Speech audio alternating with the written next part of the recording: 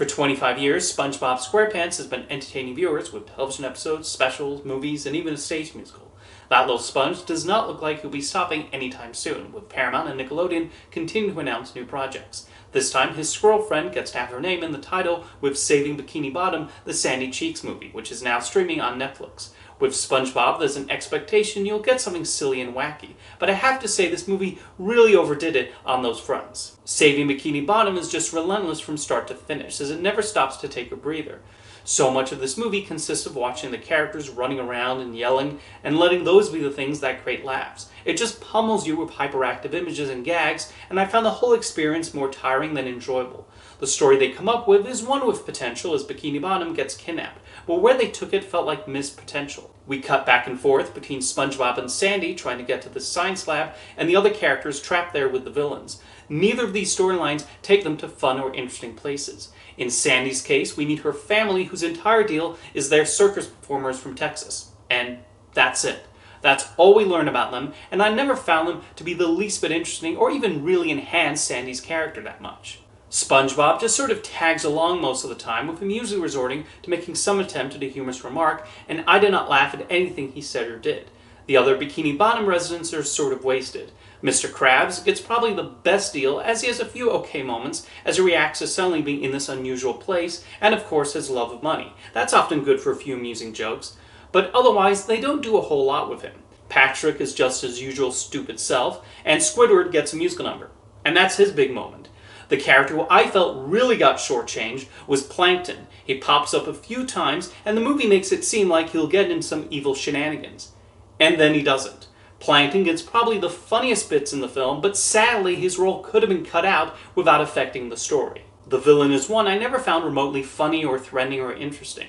Despite getting Wanda Sykes to play her, she is given nothing to work with. They just dress her like a dollar store Cruella de Vil and have her say some demands to her minions. There's a tiny bit of amusement as her evil plan involves turning the Bikini Bottom residents into a merchandising empire, which seems to be a nod to what a massive moneymaker SpongeBob has become for Nickelodeon.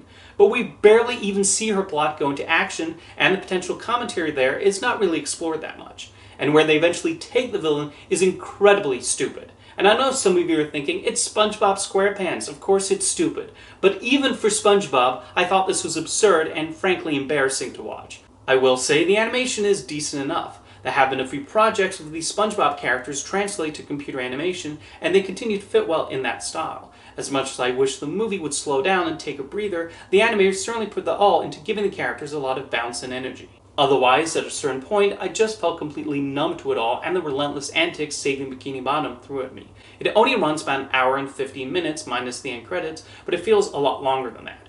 Very little about the story and what happened to the characters was particularly interesting or funny or exciting. The movie just hops from one sequence to another, trying everything in its power to make sure the target audience never gets bored.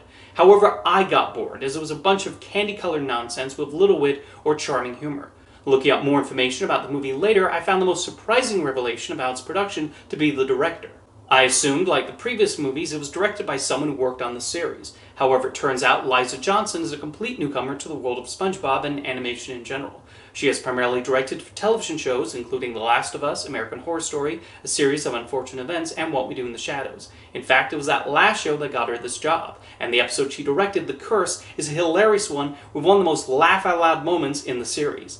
Liza Johnson is clearly a very good television director, but I still found her a random choice to direct a SpongeBob movie. Anyway, we actually won't have to wait long for the next SpongeBob movie, as Plankton is getting his own feature-length tale set to hit Netflix next year. Hopefully that one will be more to my liking, because I thought Saving Bikini Bottom was kind of a low point for that patty-flipping sponge and his underwater friends.